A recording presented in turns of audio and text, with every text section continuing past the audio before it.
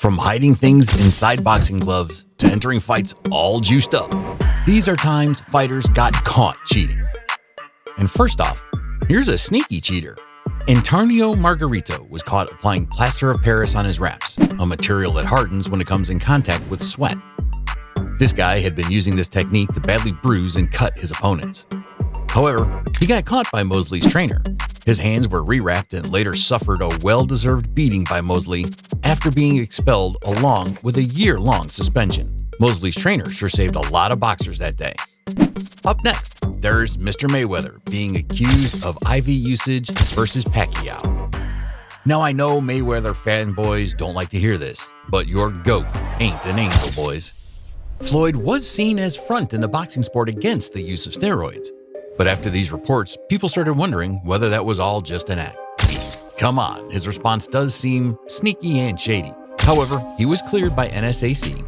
I guess when money talks, the truth is silent. However, no matter how sneaky Mayweather might be himself, he makes sure his opponent doesn't cheat against him again. You see, controversy erupted after Floyd tried on Maidana's gloves. He claimed that Maidana had no padding in his gloves.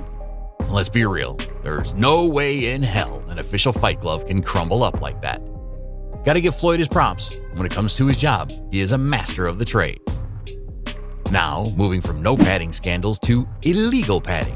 And now for the most famous boxing cheater of all times, Luis Resto. Not only did he have padding removed, his wraps also had plaster of Paris on them. Basically a combination of Maidana and Antonio scandals, and it proved to be very deadly. It finished as a no decision, and both Resto and Luis were charged and even served a prison sentence. Both the fraudsters were banned from boxing forever. Moving on to this ram inside a human body, Evander Holyfield. Perhaps the most famous headbutter in boxing history. Unfortunately, that became the reason Mike Tyson bit his ear off. This horrifying incident got Tyson disqualified and Holyfield was rushed to the hospital. Now moving from above the belt cheaters to below the belt cheaters, we present you the low blow king, Abner Mares.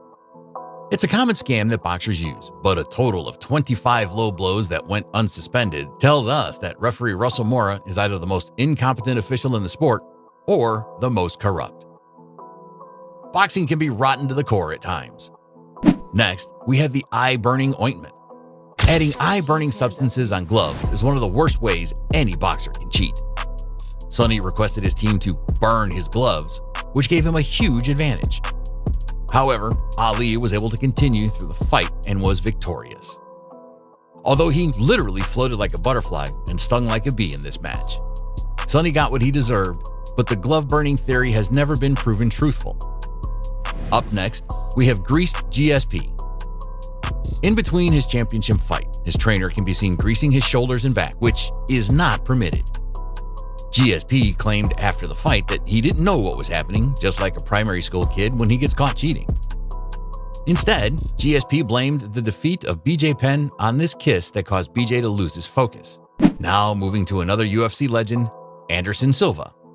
Silva tested positive in a pre-fight drug test against Nate Diaz. Anderson, in his defense, said that it was just a Thai sex supplement that he had for his pee-pee. Well, that is some unprofessionalism being displayed by Anderson after being busted. Let's have a look at another Dobster, Vitor Belfort. He tested positive for an illegal substance after his fight, and guess what he claimed?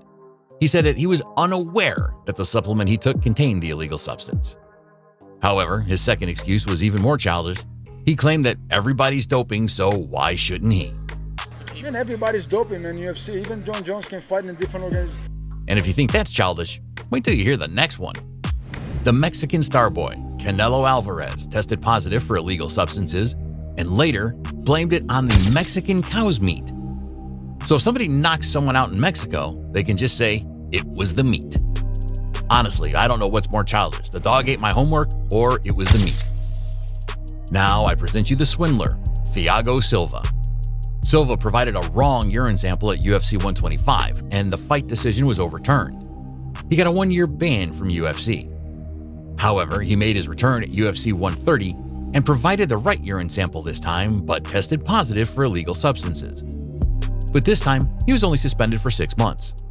6 months less, just as an appreciation for his honesty. Next, we have Wanderlei Silva. When a representative from Nevada State Commission came to Silva's gym in LA to conduct a random drug test, Silva asked the rep if he could speak to the manager. Only he didn't speak to the manager, but he actually fled the scene.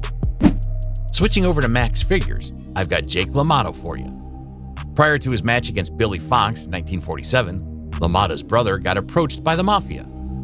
You might be thinking the Mafia paid LaMotta well, but you're wrong. It was actually LaMotta who paid the Mafia 20 grand to get the chance at the title. However, the Mafia proposed that in order to get a shot at the championship, LaMotta would have to lose his fight against Billy, which he did in the 4th round.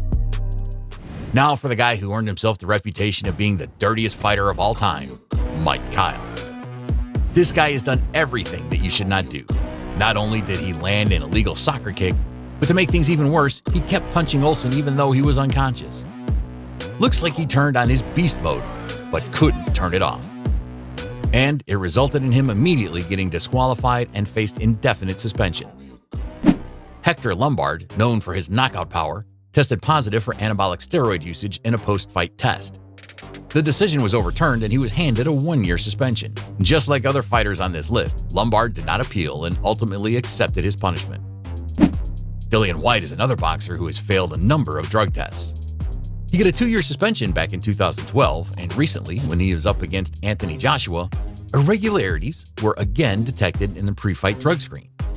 But unlike Lombard and others, Whyte tried to prove his innocence. He's still trying. You can't really blame these guys. I mean, drugs are addictive, irrespective of the type. Need any investigation? And that's all for this video, full of the dirtiest stuff that the greatest fighters of all time have ever pulled. Can't hate us for presenting facts now, can you? Well, here's something you can do. If you enjoyed this video, hit that subscribe button, and I'll catch you in the next one.